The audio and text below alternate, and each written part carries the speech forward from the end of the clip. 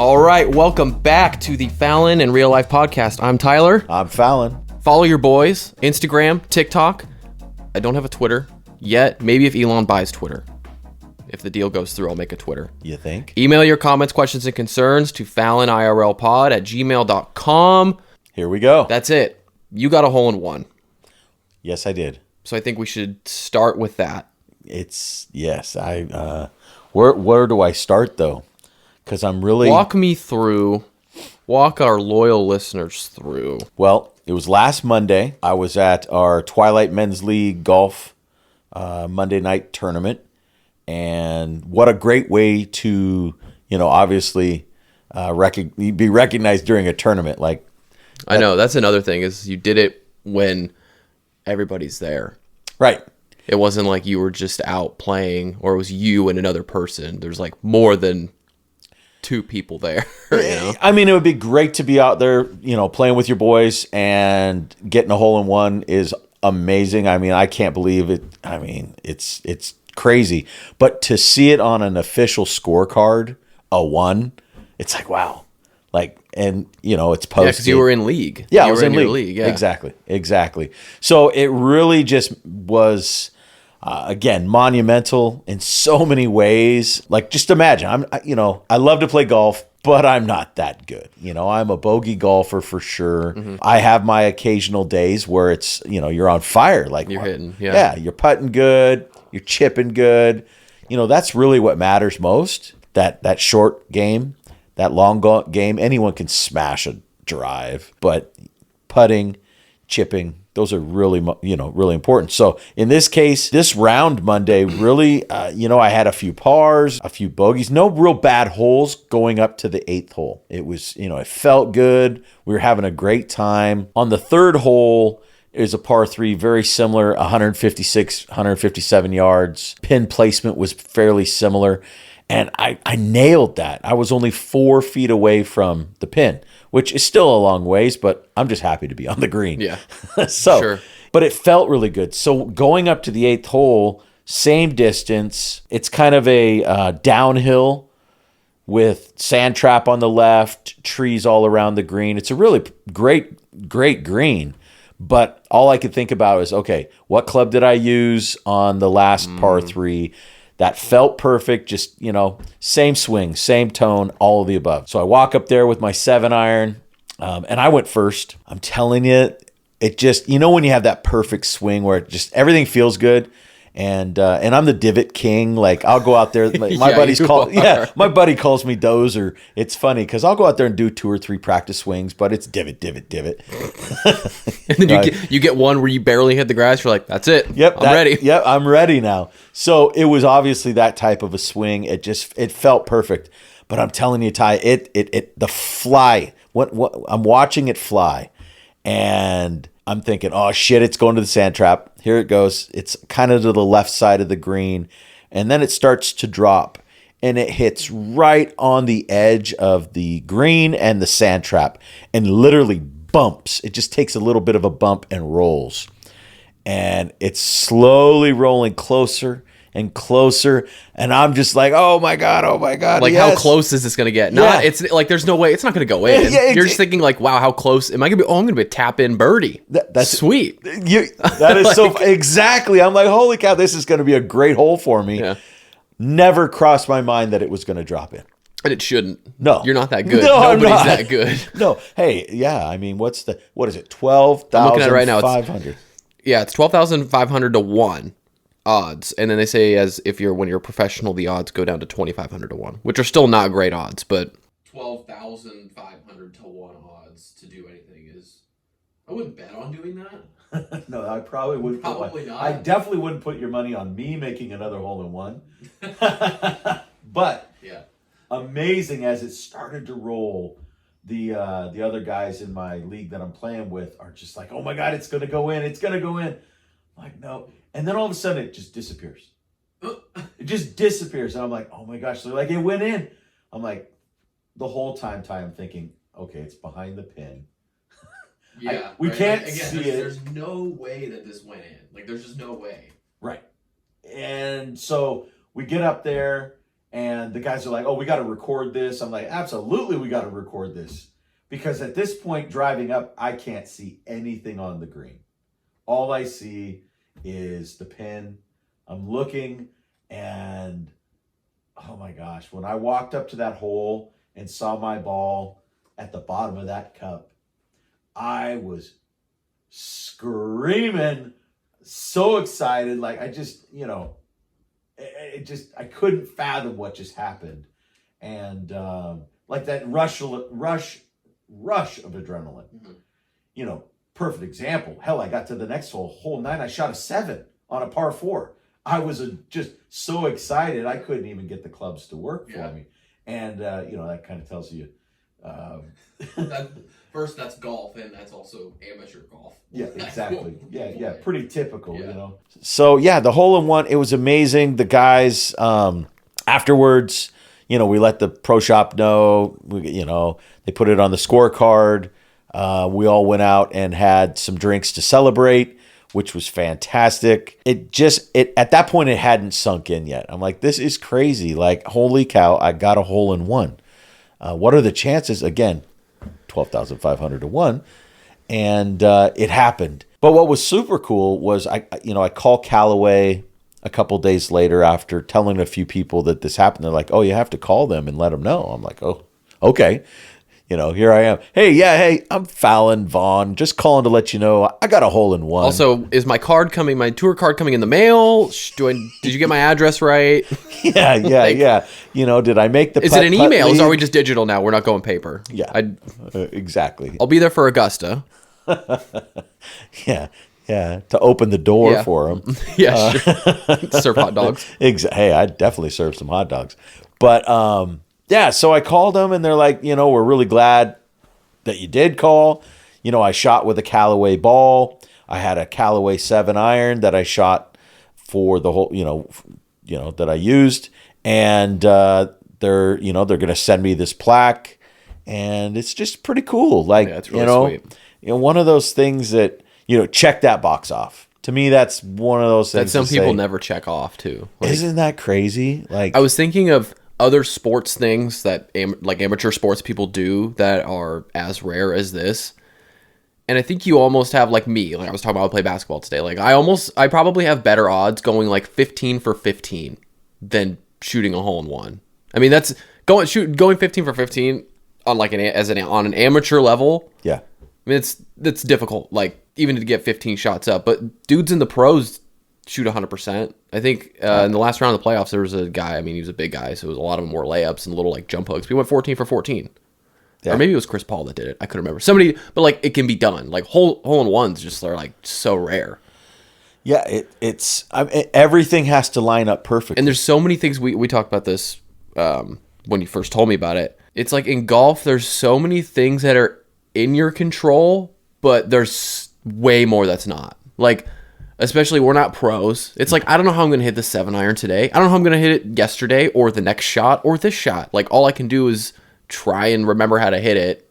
And then that's not accounting, like, once you hit the ball, it's like, okay, well, now where's it going to go? Like, basically, like, you don't know where any of the ball is going to go anytime you hit it. At least for us, it's like... Well, and we don't play enough to be able to say, okay, I can visualize this shot. Mm-hmm. Like, I try to visualize every shot. It never works. It never goes the way that you see. I mean, geez. Occasionally, you're like, okay, that felt right.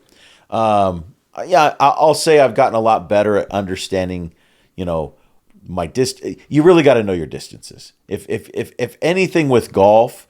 Just know your club distances. Clubs do what? Yes. Well, Sam and I played like 3 weeks ago, and it's been like 9 months since I last played, and that was the hardest thing for me. I'm like, I don't remember how far I can hit my 6 iron. Like I'm like, I honestly don't know. And of course, I smashed it. I smashed it, yeah. And I was like, okay, well, I hit another one because who cares? But it's crazy when you get out there and everyone just wants to hit the ball hard. Like, there was literally a group playing. The guy's out there in his jeans. It's like clearly you could see that it was probably one of the first times they've ever played golf. Yeah. But I just love seeing people getting out there and playing. Yeah. Regardless, you don't have to dress up like that kind of annoys me when you get out there and you got these guys that literally, spend a fortune on an entire the whole nine. Yeah, they got a and then $80 Nike polo, and and they're terrible. Or they've spent $1,000 on clubs, but they're still terrible. Yeah, and but like I said, golf is I love it. Like the men's league. I did the men's league simply not because I don't want to play golf with friends, but I wanted it to be a place where I could just go consistently doing, and also like having something to look forward to every week is kind of fun too. No, that's exactly like I love looking forward to go to the gym whenever I do and go play basketball with my friends. Like it's relaxing. Like for me, it's relaxing. I can turn my phone off. I don't have to worry about anything. I'm not there talking with guys that these guys that I've been playing with have got to know. They're really cool. I've had a really good time playing with them in this league, but we don't talk about day to day. We don't talk about work. We don't talk about really anything other than maybe some life events and golf. And to me, that's so relaxing because golf is a mental game.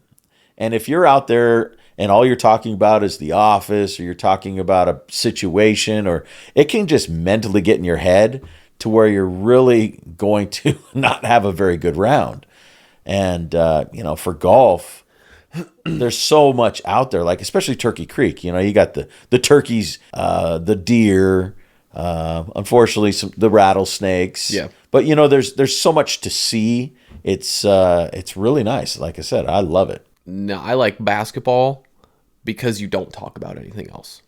It's not social at all. It's not social. I like going and That's being a physical game. Once you play, like nothing else matters. Like you don't talk to anybody about anything except for the game. And that's why I love golf too, but I think it's hard for me to find the balance of like, am I taking myself too seriously, or am I not taking it serious enough when really I know in the back of my head I really want to do well, and then I get mad. I still get mad playing basketball because I somehow think that I should be really fucking good when I shouldn't be at all. I didn't play in high school. I didn't play in elementary school. I don't have that kind of... Well, but you've played sports. Yeah. You've played on a competitive level. But yeah, I mean, look at golf. You take it, if you have a bad shot, you've got quite a bit of time to think about it. With basketball, it's moving. Damn it, I missed that shot. Well, it's already going. Yeah.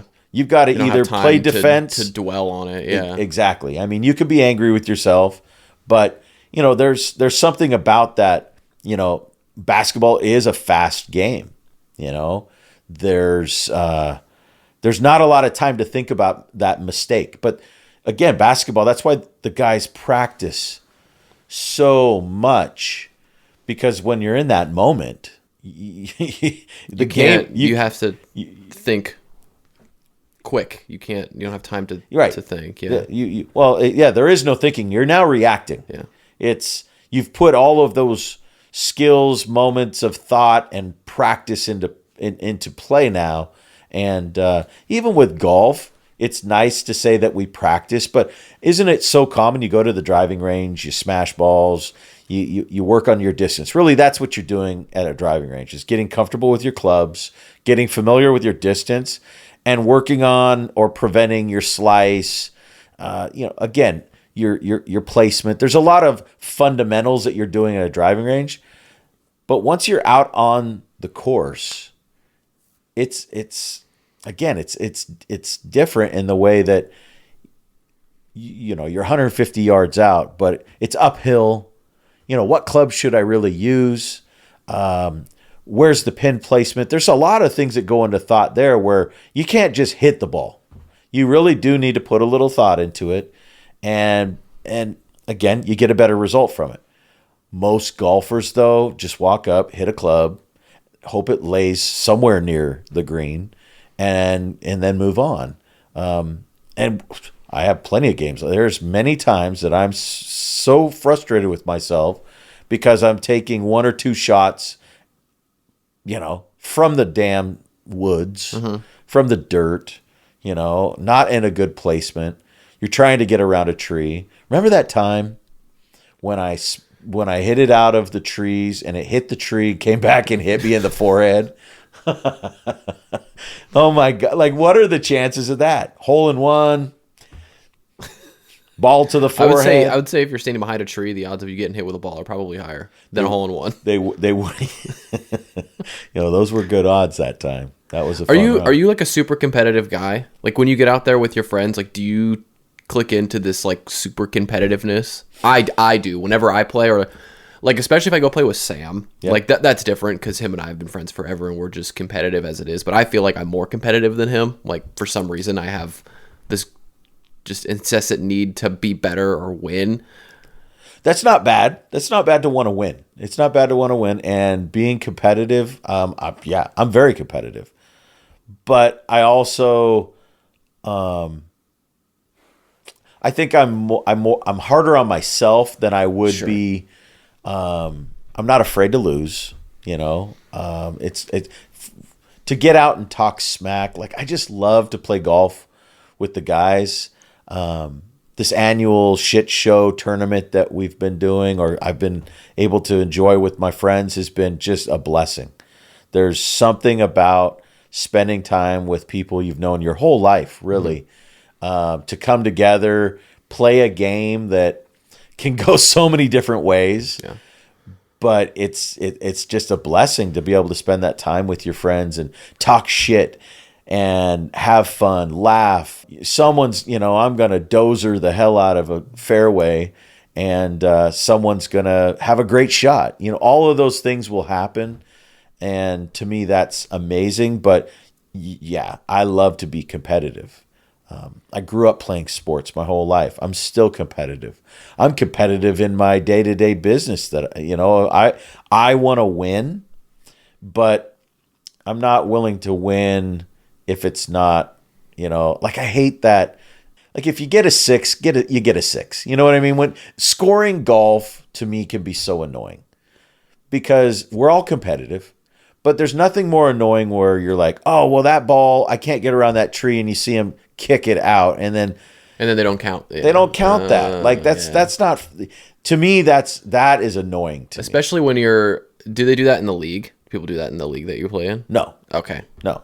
I was going to say you can't. Yeah, I was going to say if people were doing that in the league, that would be annoying. But also when you play with people and you're like, okay, but like I didn't count the last one. Sam and I will sometimes do that. Where like if I shank one into the woods and it's like, all right, I'm hitting off of a sprinkler. Like right. I'm going to go ahead and move it to a little bit better of a spot. And then like 2 holes later, you're like, all right, well, you move that one, so I'm going to move this one. Well, think of this weekend. There was a squirrel in the tournament. Mm-hmm. Here we are, PGA tournament, and I don't remember who hit the ball. Are you talking about the real PGA? Yeah, I'm talking. I was saying you were the PGA. No. Where are you going with this? Yeah, no, not me, No. So this was this weekend, and a squirrel actually moved the ball. Whoa! What'd they call? Natural hazard? Yeah, I don't know. Yeah. Like it's just there are so many factors. Like a squirrel, that's not really common. But you're gonna, if you end up in the dirt, you end up in the dirt. That sucks. If you end up on the cart path, there are rules to that. But when you see someone again kick the ball out so they have a better shot, or it goes in the water. Okay, it goes in the water. That's a penalty. Yeah. But again, that's okay. There's other times just get out there and have fun. But for league, we have to be fair with our scoring. That'd be tough. I give myself some breaks because I paid to be here. If right. I'm not having fun because I've shanked 4 into the woods, like, who do I care? It's me and Sam. Like, right. But when you're playing in a league, you're also establishing your game where you're only hurting yourself if you come away shooting, 6 over, let's say. And and you know what I mean? And that's what I'm saying. Like playing the league would be hard. Like I would probably not do very well because I would be, and I'm not a terrible golfer. Right. No, I'm not great. I know if I played more, just like anything, I'd be a lot more consistent with it. But there are times where, and I guess back to the basketball analogy, like the reward, like the time to reward, the pathway to reward is so much longer in golf. It's like I hit one good shot off the tee. Now I have to hit another good shot and then another like 2 good shots. In basketball, I hit one good shot. I'm like, cool, I'm back in the game. Like, I'm back. Golf to me is like business. Oh, and here we go. Yeah, here we go. Here we go. But it is, because I love to go and play golf with people because it tells you a lot about their character, how they handle things. Because every hole, you just said it, every hole, here we go again. To be consistent means that you've put time into practicing, understanding how to hit that ball. It's not about, being able to hit it the farthest all the time, but just having some accuracy, getting out there and, striving to improve. Those are good characteristics. I used to love to take guys golfing just for that reason, to just see how people would react to the game of golf. Yeah. Because it can get in your head really fast. Well, so can life. You know what I mean? Mm-hmm. And if you're not able to cope with it on the golf course, how are you going to deal with that in a boardroom or, business situation? So, a lot to be said. There's a lot of things done on the golf course. Business is definitely very common on the golf course. But look at the age difference. That's what's so amazing about golf. For me to go run 2 hours of basketball with you, you would be calling the paramedics. There is no way I could run ball for 2 hours straight without being subbed in like every 10 minutes. Mm-hmm. I just couldn't. I can't do that. But I can go and play golf multiple times a week. Yeah. Regardless. And, I've seen guys that are 80 years old that can smash that ball. And, I get great advice from them when they say, look, as long as it's straight and playable, that's all that matters. We get up there, we're like, we're going to smash this. How many times it's those newer golfers or younger golfers where they're like, man, I can smash that drive so far. Okay, great. But the fairways, they change. Mm-hmm. You know what I mean? Yeah. There's placement, just because you can hit it really far doesn't mean that it's going to lay up well.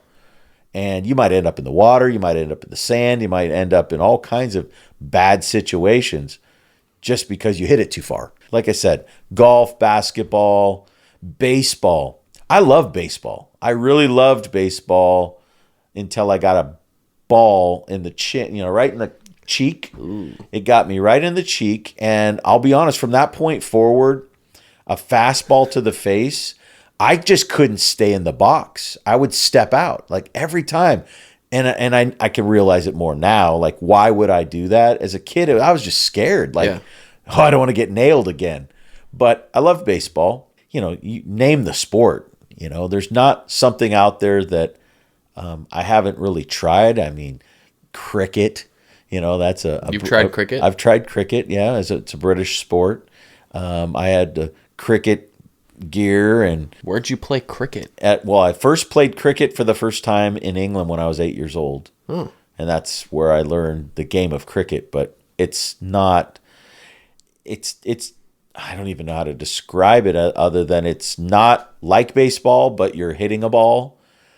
But it's not a game that I could ever have really gotten into much. I just didn't understand it. But I've tried all kinds of different sports.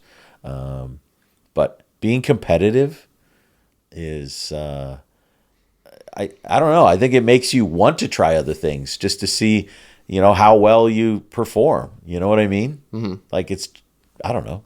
I think my problem with competitiveness, and this happened today. Like, I got really, really frustrated today because I felt like I let my team down. Like, I made a bad play, and I don't know if embarrassed is the right word, but it probably is like an embarrassment. Like, I turned the ball, like I missed a shot, and then I like went for the rebound and tried to pass it.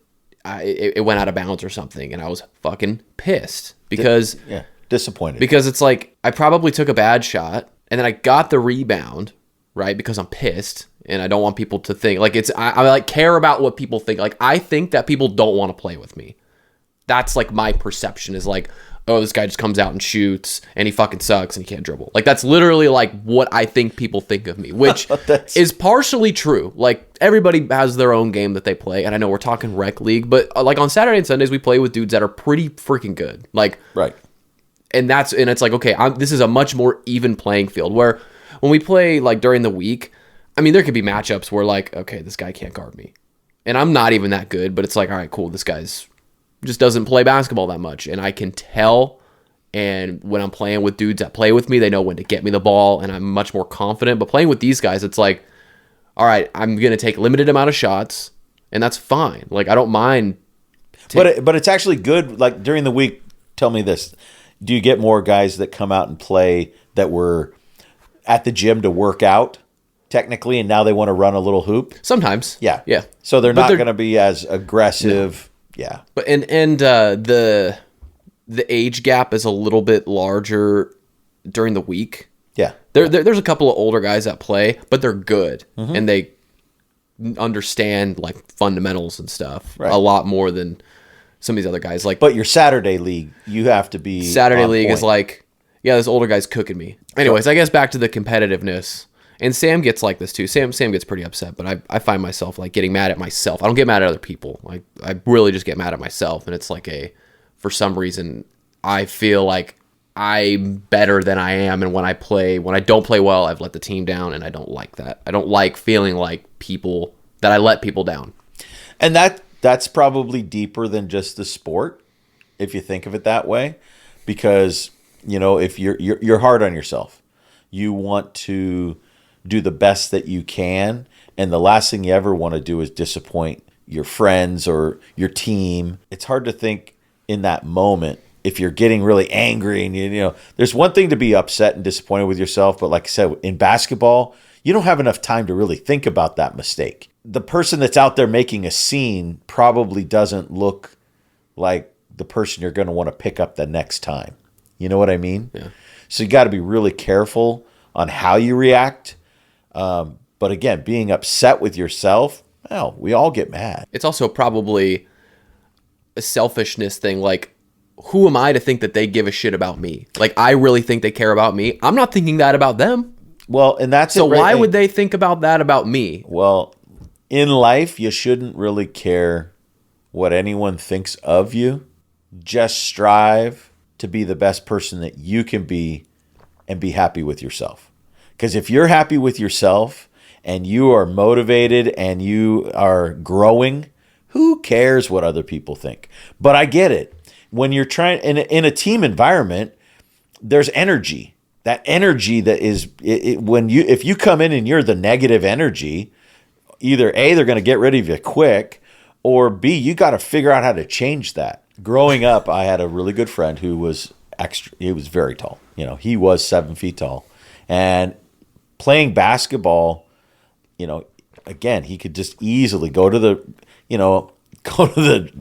and just drop his wrist and the ball drops in. Like, he's that tall, but he couldn't run. Like, it was, you could see the challenge. When you're that big, man, you got a lot to carry around. Yeah.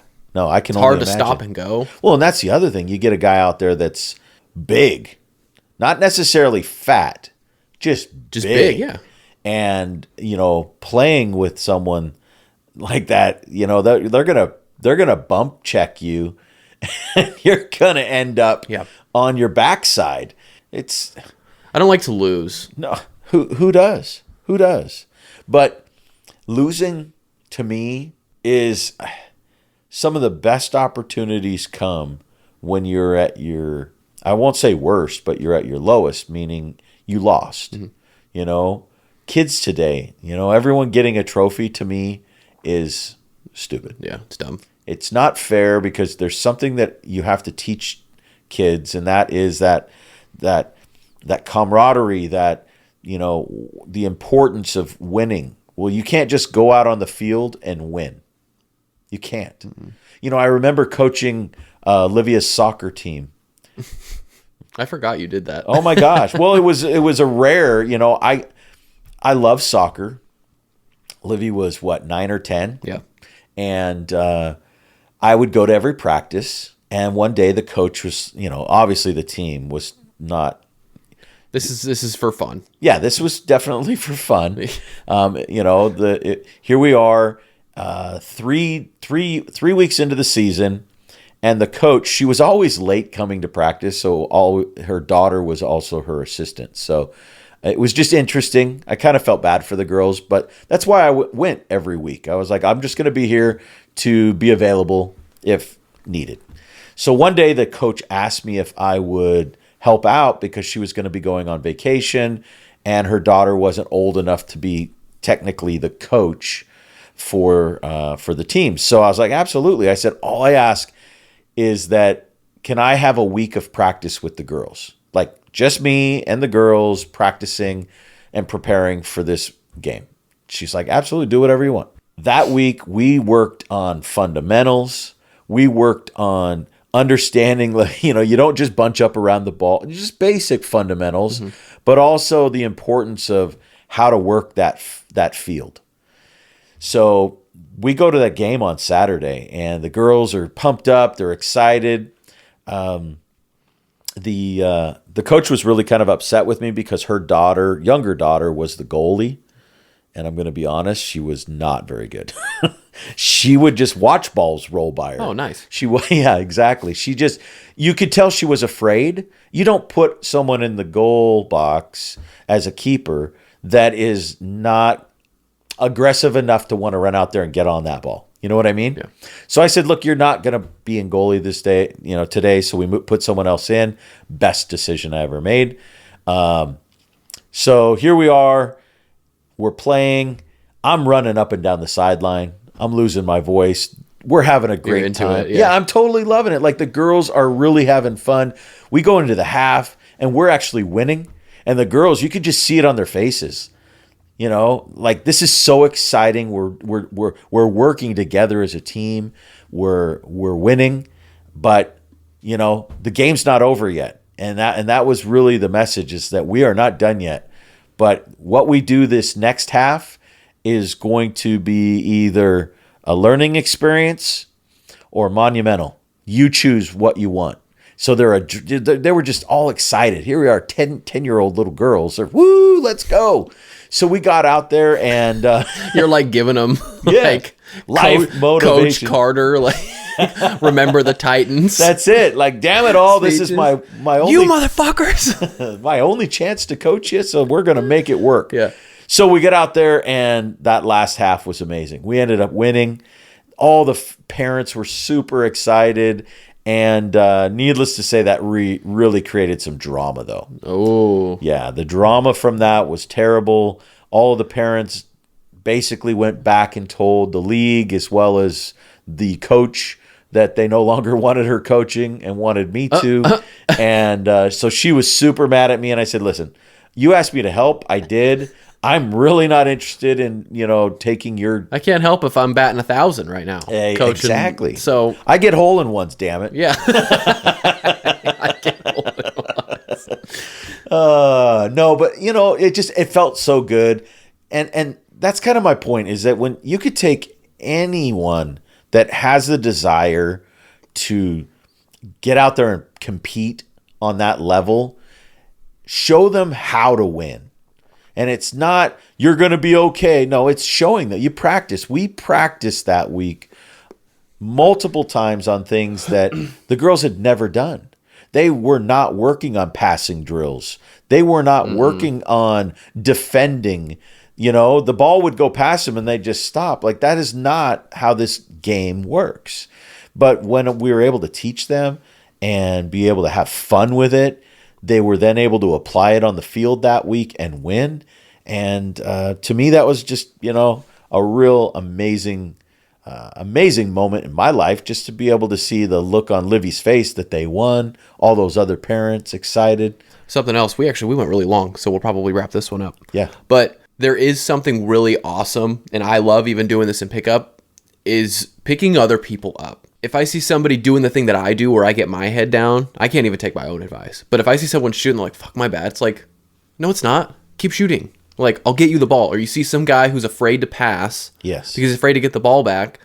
I'll be the one to be like, dude, just move the ball. You'll get the ball back. Or like, hey, if I drive, keep your head up. I'm going to kick it out to you. Like, I'm not that guy. I don't hold on to the ball. I'm not greedy. Like, we need the open, you know what I mean? Like, that kind of stuff.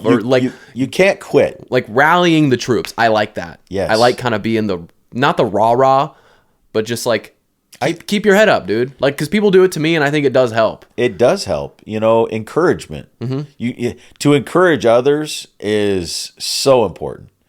But when it's in a competitive environment and you're out there working together to win and someone screws up, patting them on the back and letting them know, come on, it's okay. Let's move past this. Yeah. That is, again, that's why sports are so important to kids. You learn so much in an environment like that will help you for years ahead. Yeah.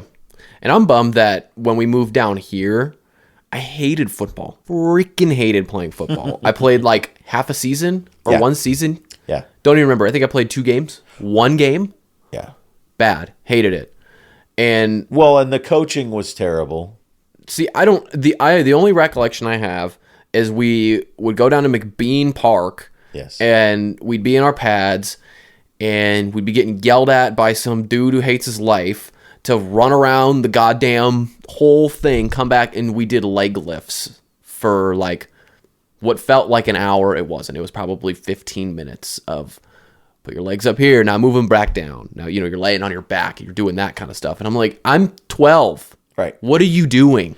Well, that's why I'm saying coaching was the issue with your football league. When and we saw it, we traveled a lot to different places and got annihilated. I don't remember playing any. I remember playing 1 game.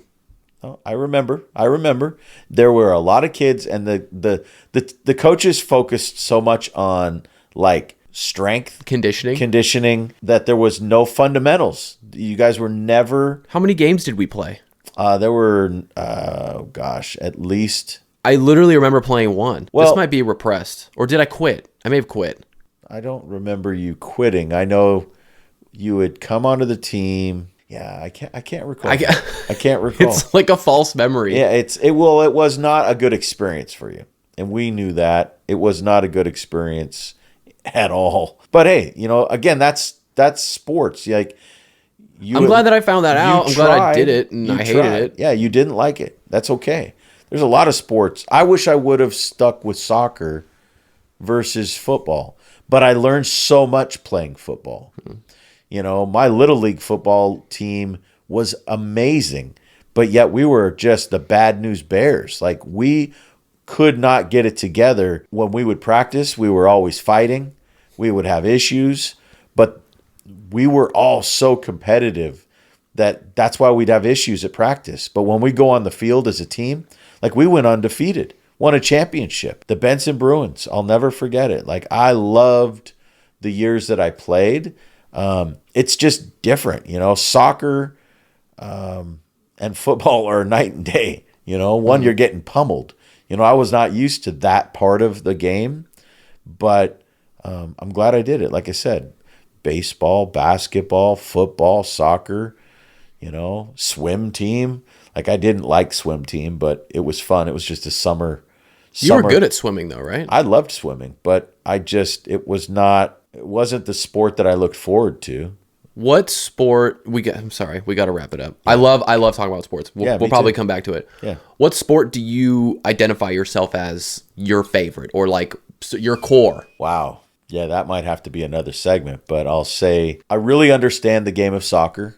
I know I was good at it. I love to ski from a speed standpoint. I enjoyed that. Yeah. I wasn't afraid of the downhill. I enjoyed it a lot. And golf. I really do love golf. I just, I've never tried to. You can probably give that up now. You got a hole in one. You did what you came here to do. Yeah, if league wasn't over, I would have already turned in my clubs. All right. We're done. We'll see you guys next week. Bye-bye.